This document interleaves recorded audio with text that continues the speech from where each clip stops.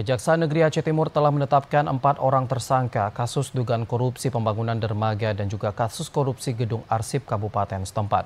Keempat tersangka kini dititipkan ke tahanan lapas kelas 2 BID Aceh Timur.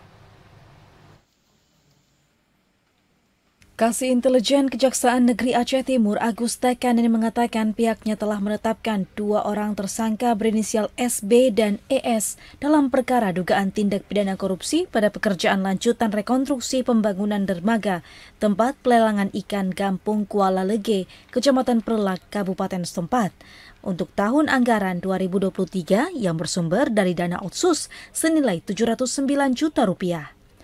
Dari hasil audit fisik dan mutu oleh tim ahli forensik teknik sipil serta hasil audit inspektorat, ditemukan ketidaksesuaian antara volume dan mutu beton dengan dokumen kontrak serta tidak sesuai dengan standar SNI 2847 hingga 2019.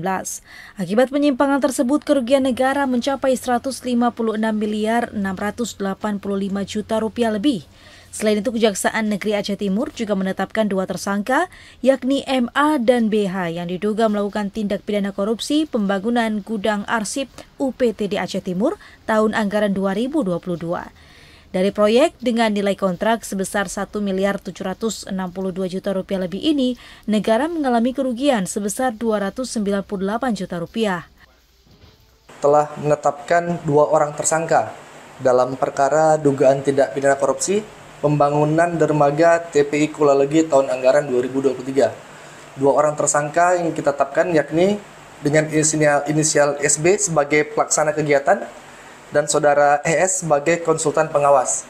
Di mana dalam kegiatan ini diduga negara telah dirugikan sebesar 156.685.939 rupiah.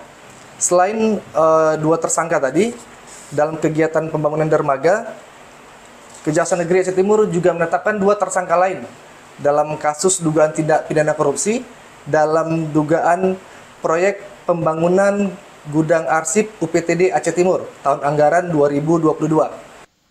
Para tersangka disangkakan melanggar Pasal 2 Ayat 1 atau Pasal 3 Junto Pasal 18 Undang-Undang Nomor 20 Tahun 2001 tentang perubahan atas Undang-Undang Nomor 31 Tahun 1999 tentang pemberantasan tindak pidana korupsi Junto Pasal 55 Ayat 1 ke 1 KUHP.